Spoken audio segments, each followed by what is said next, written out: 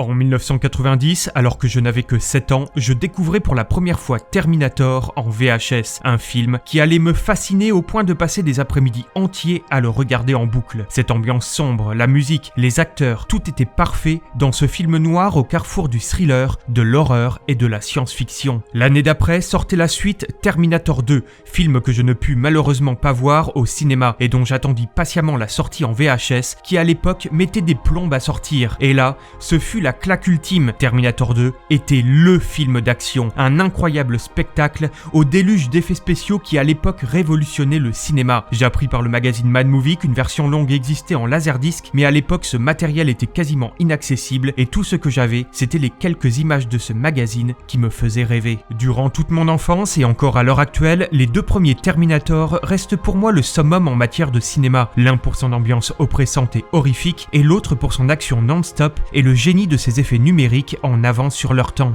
En 2003 arriva Terminator 3, le soulèvement des machines, un film qui me déçut énormément. L'humour mal amené, son histoire peu intéressante et le changement d'acteur pour John Connor ne m'avaient pas convaincu, malgré une fin plutôt prometteuse qui est au final la seule bonne scène du film. En 2009, Terminator Renaissance arrivait sur les écrans, un film qui nous montrait enfin le futur, la vie des survivants après l'apocalypse. On y voyait d'autres modèles de Terminator comme le T-600 dont le design était vraiment classe. Malheureusement, le film souffrait de gros défauts comme le choix des acteurs, mais dans l'ensemble, le film s'en sortait pas mal. En 2015, c'est le catastrophique Terminator Genisys qui voit le jour, un film totalement incohérent, mal foutu, qui n'avait aucun autre but que d'ajouter le mot Terminator à son titre pour faire gagner du fric au studio. En 2019, Terminator Dark Fate vient faire abstraction de toutes ses suites aux deux premiers films pour venir nous raconter une nouvelle histoire qui prend place directement après Terminator 2. Alors que vaut ce nouveau film? La saga est-elle sauvée ou au contraire, son destin ne fait que s'obscurcir? Bienvenue à tous dans cette nouvelle séance de minuit.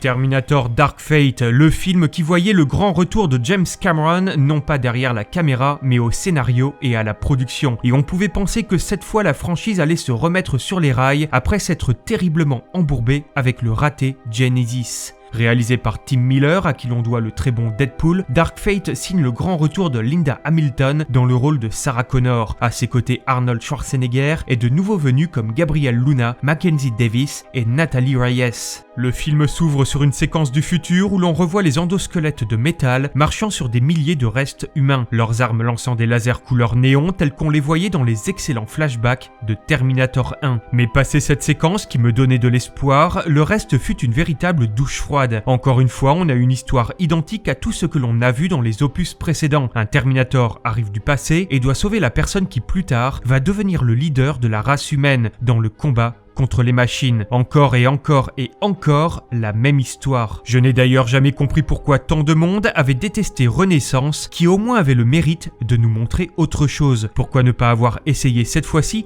de faire un scénario plus original ?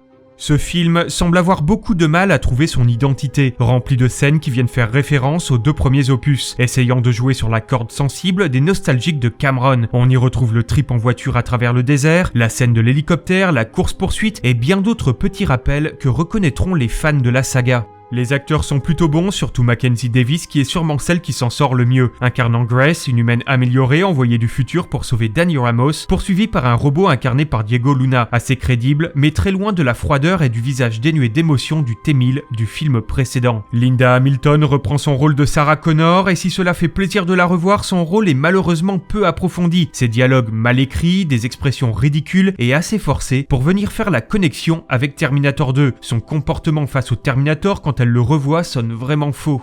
Arnold est aussi de retour et son rôle est, comment dire, assez perturbant, jouant un Terminator ayant assassiné John Connor avant de se fondre parmi les humains en devenant un spécialiste du textile. Vivant avec une femme et un enfant, il accueillera la petite troupe chez lui, mais bon sang que tout cela n'a pas de sens, c'est un Terminator, un robot programmé pour tuer, froid et implacable, et là on le voit préparer des cocktails, croiser les jambes dans un fauteuil tout en caressant son chien, et le pire c'est qu'il vous expliquera les subtilités du choix d'un tissu pour la chambre d'un enfant, ou encore que la femme avec qui il vit était bien contente qu'il change les couches du bébé. Mais sérieusement, c'est ça un Terminator ? Quand j'ai lu les premiers scénarios pour ce film, je pensais qu'ils allaient se baser sur le roman Terminator Infiltrator. Mais non, ce film ridiculise complètement le T-800. Que le film mette en avant des femmes badass n'est pas un problème, on l'avait dans le 1, on l'avait dans le 2, mais que l'on en vienne à nous montrer des femmes portant des armes de guerre alors que le Terminator, lui, ne parle que de couches et de rideaux, clairement, c'est quoi le but ?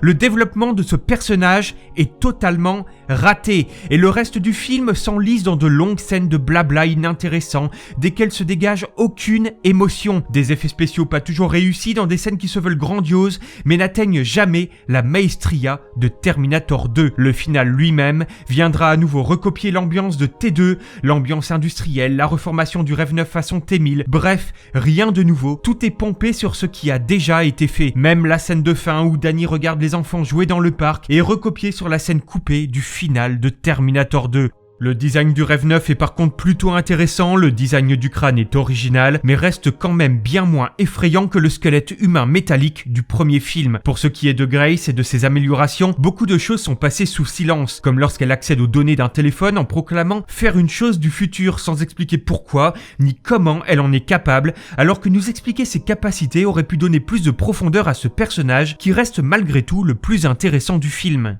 La musique, quant à elle, est totalement oubliable. Aucun thème intéressant ne ressort de tout ça, à part les 2 fois où la musique originale apparaît pour quelques secondes, mais rien musicalement ne restera dans votre tête à la fin de ce film. Quand on pense à la bande originale de Terminator 2 qui nous en mettait plein les oreilles, bref, ce film manque d'imagination, de prise de risque. Pourquoi ne pas nous avoir montré autre chose que le présent ? Vous l'avez compris, ce film m'a beaucoup déçu. En tant que grand fan des 2 premiers, celui-ci, qui se veut la suite directe, n'arrive même pas à la cheville de ses prédécesseurs. Dark Fate est pour moi une mauvaise suite, symptomatique de ce qu'est devenu aujourd'hui Hollywood, avec ses suites ratées et mal foutues, bourrées de politiquement correct et de messages politiques subliminales, ne prenant même pas le soin de revoir les films précédents pour en faire quelque chose de cohérent. Non, vraiment, l'avenir de cette saga est tristement sombre et rien ne semble pouvoir empêcher son triste naufrage. À bientôt pour une prochaine séance de minuit.